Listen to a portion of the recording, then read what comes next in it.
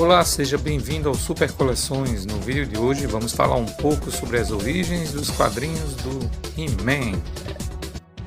A coleção do He-Man foi lançada em 1986. Foram publicadas ao total 32 edições. Irei falar sobre os 12 primeiros números.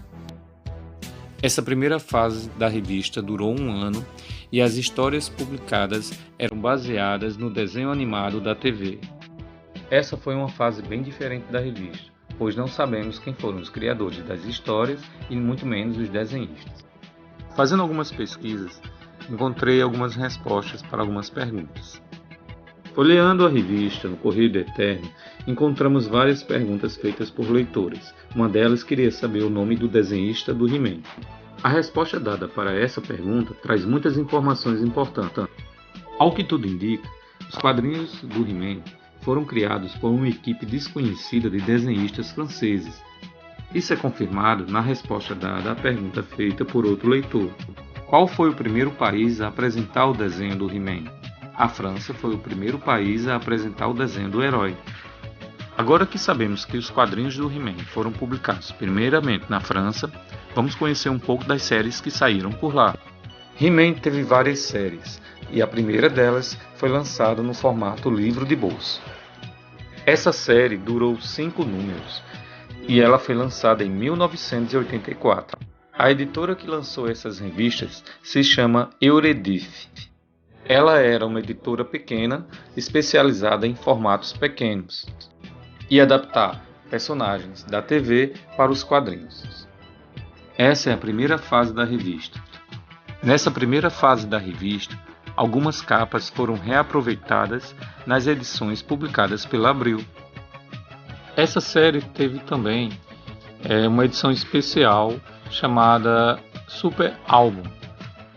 Após o término da primeira série, a editora Eurydice iniciou uma segunda série. Foram ao total 12 edições, e é justamente essa fase que a editora Abril resolve publicar no Brasil. Nessa nova fase, a revista ganha um novo formato, já não era mais livro de bolso. Mas as histórias continuavam sendo adaptadas do desenho animado da TV.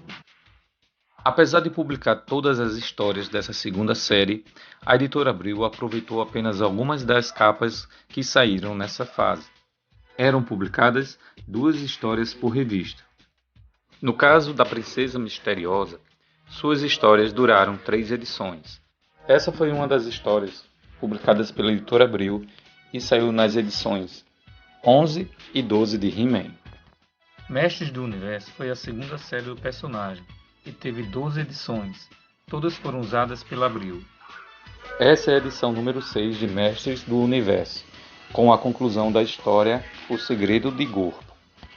Essa história começou na edição número 5 e no Brasil saiu na edição número 9 de He-Man. Nessa história, um androide maligno está perseguindo o Gorpo e somente os Mestres do Universo poderão ajudá-lo a escapar desse perigo. Os desenhos do quadrinho eram bem fiéis ao desenho animado, mas os textos eram adaptações dos diálogos da TV. E por esse motivo, muitos leitores brasileiros reclamavam da qualidade desse material publicado pela editora Abril. Assim como a revista brasileira, as edições francesas traziam também jogos, passatempos e brincadeiras para as crianças. Isso era importante porque o público que lia a revista He-Man tinha entre 9 e 12 anos de idade. Como essa editora era muito pequena e não existia publicações de desenho animado na época, podemos dizer que ela foi muito bem sucedida na empreitada. Reunidas em edições especiais, várias histórias dos Mestres do Universo foram republicadas para os leitores poderem reviver as emoções de He-Man em desenho e texto. Foi um total de 6 edições publicadas. Essas revistas eram em formato brochura. Na edição número 1, tivemos a republicação da história Armadilha de Esqueleto. Para quem tem a edição número 5 da Abril, essa é a edição original lançada na França, com a história O Feiticeiro. Quem diria que essa história foi publicada em uma edição especial? Ela foi lançada em 1984 e é a edição número 5.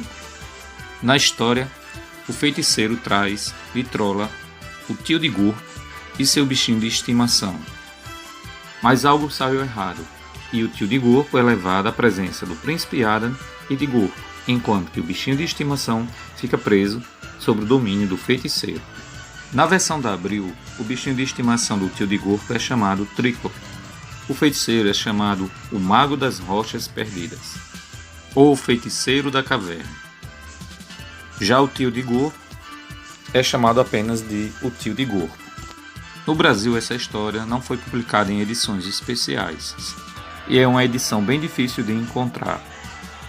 Na versão original, nota-se que a arte é bem diferente da versão da Abril, principalmente o uso das cores. A versão original é mais colorida, mas nota-se que no personagem He-Man, o cabelo não muda de cor.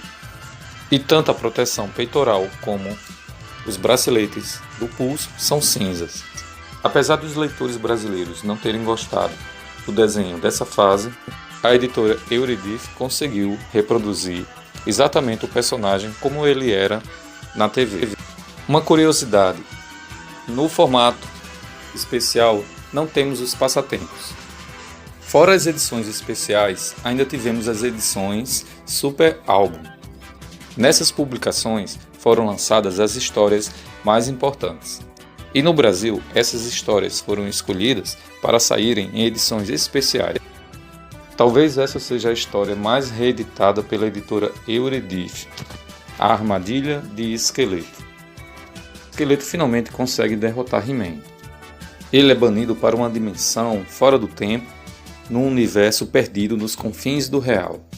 Um lugar desolado, mas não deserto, habitado por pobres criaturas. Para ajudar o herói, são enviados Pacato, Gurpo e Ariete. E juntos eles irão enfrentar o vilão da história. Essa série Super Álbum saiu em formato brochura encadernado. Finalmente temos a última série especial do He-Man em 2 números, As Minas de Acárdia e o Primo Terrível, com histórias não publicadas no Brasil. Se esse material tivesse sido publicado pela editora Abril, a numeração da revista He-Man teria chegado até a 14. E assim encerramos o ano de 1984 e a participação da editora Eurydice nas publicações do herói He-Man.